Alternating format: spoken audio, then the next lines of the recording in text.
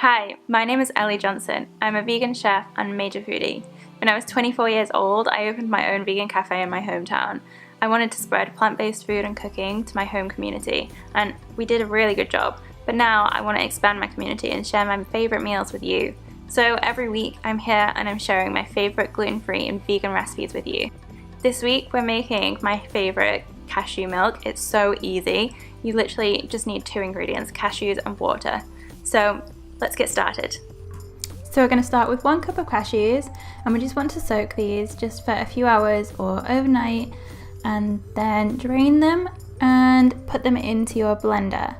It works better with a high-speed blender like a nutri or a Vitamix, but any blender will do. And then we're going to add 4 cups of water.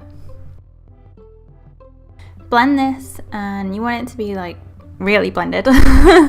And then make sure you've got yourself a nut milk bag. I will leave a link in the description below to where you can get one of those from.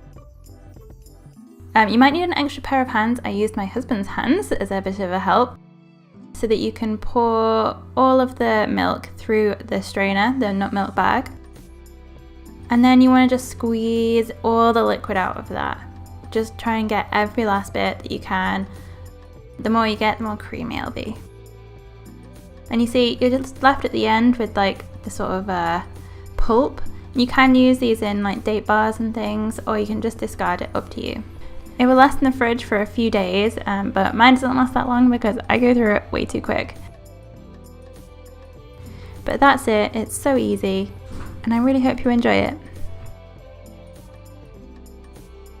I really hope you enjoyed the video. Comment below and let me know what your favourite plant milk is. Cashew milk is my favourite, but I also really like oat milk, and that's another one that's really easy to make. If you like today's recipe, then I think you will also love my ebook.